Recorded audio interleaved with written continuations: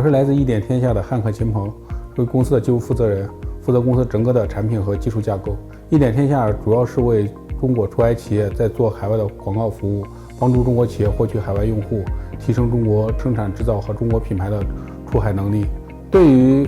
广告公司来说的话，最大的挑战是你是否有能力去帮助客户真正的提升客户的价值，然后降低客户的成本。因为一点是一个全球化的广告公司，我们的所有的 region 和节点都是依托于整个的云厂商。在过去3到5年来看，我们整个的成本的增长是每年以30%的增速在增加，就这个成本对于公司来说，或者对整个行业来说是一个很大的压力。整个的广告业务的话，对时延其实是一个要求很高的业务，从广告的展示请求到广告的展示展现，中间只有100毫秒的时间，这是一个硬指标。如果超过100毫秒的话，就会出现那个out time， 整个的链路延时，会失去这次广告竞价的机会和展示的机会。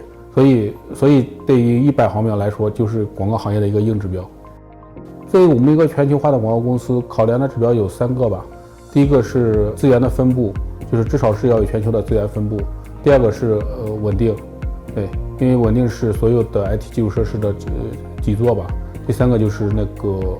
性价比要高。整个阿卡曼在我们的考量中，它是符合具有全球的足够的资源的储备、节点的使用，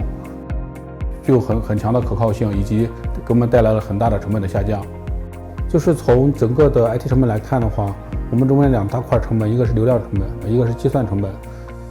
就是我们从其他云迁移到阿卡曼之后的话，整个的流量成本下降有60%到70%的样子，然后计算成本整体下降有20%。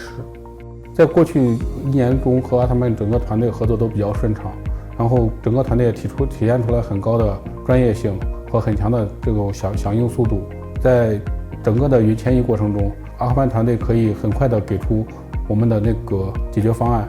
然后在整个的迁移过程中也起到了很强的推动作用，确保了我们快速的从其他云过渡到 Lenote 和阿卡曼的一些服务中，易于上手、可靠、高性价比。未来2、3年内，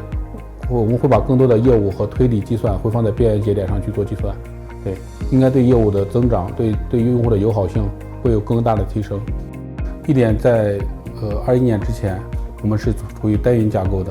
在21年之后，我们从整个集团战略和客户的诉求去考虑，进入了多云战略的一个推动。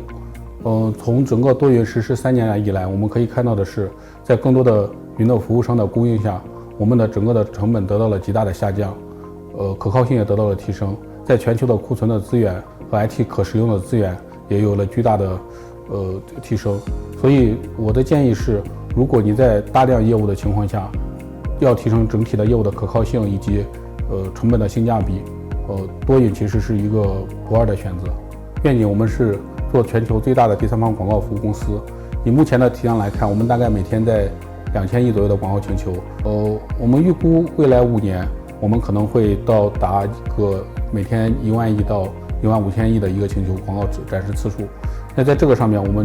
我们可能在技术方面需要更多的全球的IT 的资源的支撑，包括流量的支撑。然后这个量级的话，其实对整个技术团队的挑战会非常大。对，也希望未来3到5年内，整个阿卡曼可以给我们更大的支持。